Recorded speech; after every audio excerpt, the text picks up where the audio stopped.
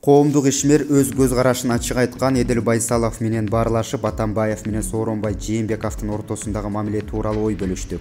Эдил мырза Сооронбай Жээнбековдун президенттик кызматын аркалаганына 1 жыл болду. Ал 1 жылда кайсыл иштердин өтөөсүнө чыгалды.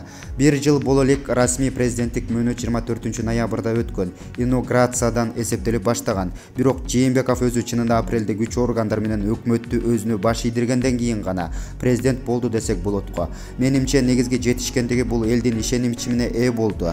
Анткени шайланганда элдин бир черегинин добушун алса, андан бери колдоочулардын санын 2-3 эсеге көбөйт алды. Андан сырткары эң негизги жетишкендик бул эл аралык катнаштарыбызды оңдой алган болду.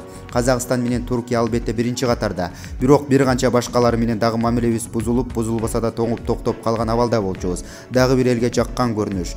Жээнбековдун жалпы элди бириктирүүгө жаратмандык сөз айтып, аксакал жаштар бардыгын өзүнө тартып, чамбай ынтымакты бекемдөө аракеттерин белгилесек болот. Мурунку лидерлерибиздин бул чоң айырмачылыгы ушунда болду.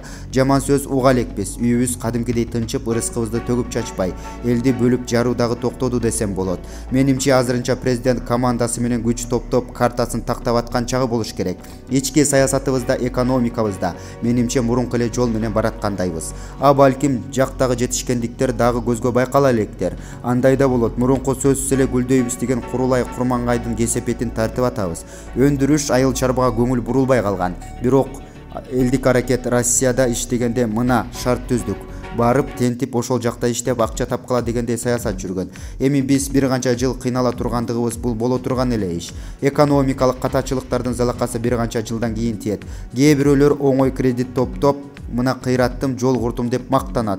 Ал карыздарды эмки бийликтин, жалпы элдин мойнуна илингени. Азыр биз аларды төлөй албай, бардык тапкан акчабыз ошол процентти жаап, кредитке батканыбыз унутта калынат. Ага күнөөлүү азыркы бийлик болгонсуп.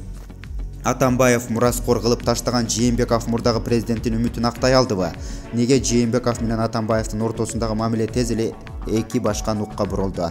Мен жакында эле кызыктай сөз уктум. Билген кишилер эле Жээнбековду Атамбаев президент кылган. Аны болсо эл шайланар замат саатты суу куйду деген сөздөр айтылып жатат. Бул албетте туура эмес. Биринчиден Жээнбековду шайлаган улуу кыргыз эли. Аны бир киши дайындаган жок. Жеке сапаттары үчүн шайлады. Муну оомат десеңер оомат дегиле. Бирок Жээнбековго биз ыраазы болушубуз керек. Ал кызмат милдетин сезип, элди өйдө койгонун түшүнүшүбүз керек. Экинчиден болсо бат эле унутулуп калды. Жээнбеков Атамбаев менен урушкан жок. Так Атамбаев элди конституцияны, демократияны сыйлабай, жаңы шайланган президентти соко досум деп кемсинте сүйлөп, Ак үйдөгү кабинетиндеги үстөлдү дагы бошотпой, резиденциядагы хан ордодон дагы бир айдан кийин көчкөн. Мындан сырткары кирген чыккан кишиге мен мурун кандай бийликте болсом, азыр деле ошондоймун. Сокеш эч ким эмес, баары менин колумда деп айта берген. Айтор мен буга учурунда ишенген эмесмин. Бирок кышында бир канча кирип чыккан адам күбө. Телефону шыңгырап калат, аны алып отурган депутаттарга көрсөтөт. Көрдүңөрбү 35 пропущенный звонок. Мына сага соке кайра чалып атат. Мен ага жооп бербейм, ансыз эле бийликти жүргүзүп атам деген. Президент Жээнбеков ден соолугунан сурап, же болбосо балким бир маселе боюнча кеңешейин дегендир. Атамбаев жооп бербей кол силкип каккан. Ошондой эле көрүнүш Исаков тарабынан болгон. Президент никто бүт бийлик өкмөттө анын Атамбаев деген. Атамбаев кааласа бийликти алмаштырып коет. Бирок сокеден кийин мага каршы иш кылган кишини президент кылып албаймынбы деп чочулуп атыптыр дегенге айтыла баштады го. Ынансак болобу? Жок, эч кандай бийликти алмаштыра албайт.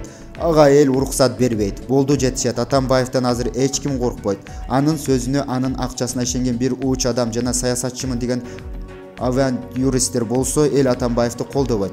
Мамлекеттүүлүктү сыйлап, эл бийлигин тутабыз. Мөөнөтүнө мурда алдамайга мындан ары жол берилбейт. Ал оорудан кыргыз эли айыкты. Чынайым Кутманалиева, Булак, Майдан Кейже.